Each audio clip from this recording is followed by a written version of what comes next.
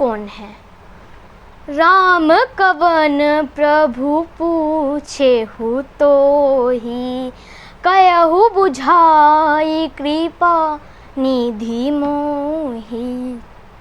राम कवन प्रभु पूछेहु तोहि, कहु बुझाई कृपा निधि मोहि। जय सिया राम जय जय सिया रामा। यह प्रश्न आज भी हमारे जीवन में है, राम कौन है?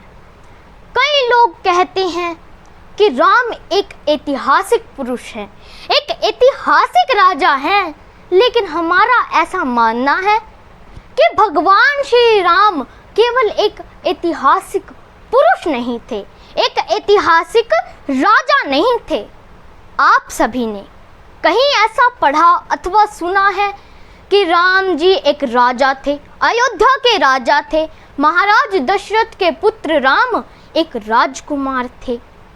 ऐसा आप सभी ने कहीं सुना है? नहीं, क्योंकि भगवान श्री राम एक राजा थे ही नहीं। अगर केवल वह एक राजा होते तो एक ऐतिहासिक राजा होते तो इतिहास में पढ़ाए जाते। और अभी तक तो पता नहीं कितने बड़े बड़े राजा आए, लेकिन हम कितने राजाओं को याद करते हैं? आप सूर्यवंश में ही देख लीजिए, कितने प्रतापवान राजा आए, लेकिन हम किसी को याद ही नहीं करते। तो इसलिए भगवान श्री राम भी केवल एक राजा नहीं है। यह प्रश्न वाल्मीकि जी ने भी नारद जी से किया था कि राम कौन है। 16 प्रश्न किए थे कि गुणवान कौन है, वीर्यवान कौन है। ये सभी प्रश्न वाल्मीकि जी ने किए थे और इनके उत्तर नारद जी ने वाल्मीकि जी को दिए थे। तो ये सभी गुण भगवान को कुछ तो अलग बताते हैं। भगवान कुछ तो अलग है, कुछ तो विशेष है। भगवान श्री राम में कुछ तो हटकर है, ऐसा कहते हैं। को नवस्मिन संपते लोके। वीर्यवान कौन है? वीर्यवान का मतलब है शक्तिवान। शक्तिवान कौन है? शक्तिवान वह नहीं जिसके पास धन दौलत हो, साधन हो, जिसने राज्यों को प्राप्त कर लिया हो, संसार को जिसने प्राप्त कर लिया हो, जिसके पास बल हो, वह वीर्यवान नहीं है। वीर्यवान तो वह है जिसके पास ये सभी साधन नहीं है और जो इन सभी साधनों से हीन है और सामने खड़ा शत्रु के पास ये सभी साधन हो, तब माने कि वह वीर्यवान है। कहते हैं कि रावण कौन है? रावण कौन है? तीनों लोकों का विजेता राम है, रावण है। ऐसा रावण जिसका नाम सुनते ही वो जैसे ही रावण स्वर्ग में जाता है तो देवता छिप जाते हैं, भाग जाते हैं स्वर्ग छोड़कर, गुफाओं में छिप जाते हैं। अब गुफाओं में क्यों छिपते हैं? वहां देवता अपने आप को सुरक्षित मानते हैं। कहते हैं यहाँ रावण नहीं आ सकता। कई लोग कहते हैं कि अरे जो रावण स्वर्ग में जा सकता है, क्या वो गुफाओं में नहीं जा सकता? यहाँ पर भी बहुत सुंदर मनोविज्ञान है। आप सभी ने गुफाएं देखी होंगी। गुफाओं के जो दरवाजे हैं वो छोटे छोटे से होते हैं। अब आप सभी को पता है रावण तो अहंकारी है, अभिमानी है, और आप सभी को अहंकारी का स्वभाव तो पता ही है कि अहंकारी को कभी भी झुकना पसंद नहीं है। अगर आपको गुफा में प्रवेश करना है तो आपको झुकना ही पड़ेगा। कुछ भी हो जाए लेकिन झुकना तो पड़ेगा ही। अहंकारी व्यक्ति टूट सकता है मगर झुक नहीं सकता। रावण भी झुकने को तैयार नहीं है। रावण वहां से वापस लौट जाता है, सोचता है कि कभी और देख लेंगे आकर, जब देवता गुफाओं से बाहर निकल जाएंगे। अब कहते हैं ऐसा रावण जिसकी पहुंच स्वर्ग तक हो, जिसने देवताओं पर विजय प्राप्त की हो, ऐसा रावण सामने खड़ा है।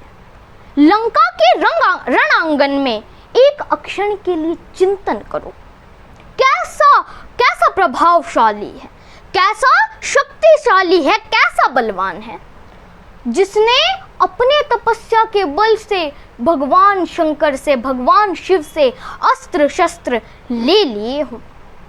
अब रावण ने तो ब्रह्मा जी से भी वरदान मांगा था, हाथ जोड़कर बोला कि अरे ब्रह्मा जी, आप मुझे एक ऐसा वरदान दो कि मैं मरूं ही ना, कोई मुझे मार ही ना सके। ब्रह्मा जी बोले कि अरे अभी तक तो अमर तो मैं भी नहीं हुआ, तो मैं कैसे कर दूं? रावण बोला ठीक है, अगर आप नहीं कर सकते तो मैं अपनी मृत्यु अपने आप ही मांग लेता हूं।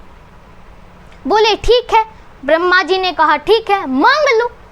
रावण बोला कि अरे ब्रह्मा जी, मुझे कोई ऐसे ही जो वानर मुझे मार सके और मनुष्य, बस ये दोनों ही मुझे मार सके और किसी से मैं ना मरूं, ऐसा वरदान आप मुझे दे दो। ब्रह्मा जी हंसने लगे। जिसने यह बात सुनी वो हंसने लगा। बोले कि अरे तुमने तो अपनी मृत्यु इतनी सरल कर दी। रावण बोला कि अरे मैंने सरल नहीं की, मैंने तो अपनी मृत्यु कठिन कर दी। ब्रह्मा जी बोले कैसे कर दी? कहा कि अरे जब एक सिर वाला, एक बुद्धि वाला मनुष्य इतना चतुर है, तो मेरे पास तो 10-10 बुद्धि हैं, 10-10 सिर हैं, तो मेरे में तो मैं तो उनसे बहुत चतुर हूँ। देखो, अगर मनुष्य मुझे मार सकता है तो मैं तो इस पृथ्वी पर, इस धरती पर मनुष्य रहने ही नहीं दूंगा। कहती है कि भगवान ने 2 हाथ दे दिए, 2 पैर दे दिए और मनुष्य का आकार दे दिया, लेकिन मन से वो दानव, वो मनुष्य नहीं है। उसके जो लक्षण हैं वो राक्षस जैसे हैं, तो वो मानव कैसे है? तो रावण ने कहा मैं इस धरती पर किसी को तो मनुष्य रहने नहीं दूंगा, तो मुझे कौन मार सकता है? मुझे तो कोई मार ही नहीं सकता, ऐसा रावण बोला। तो भगवान श्री राम को, भगवान नारायण को भगवान श्री राम के रूप में अवतार धारण कर कर इस धरती पर आना पड़ा। कहते हैं कि क्या कोई और मनुष्य इस धरती पर नहीं रहा? और कहते भी हैं तुलसीदास जी कि भगवान श्री राम थे तो एक मनुष्य ही, लेकिन मनुष्य बनना भी बड़ा कठिन है, कोई मनुष्य बन नहीं सकता। तो मैं आप सभी से आशा करती हूँ कि हम इसी प्रश्न के साथ मिलते रहेंगे कि राम कौन है। जय श्री राम।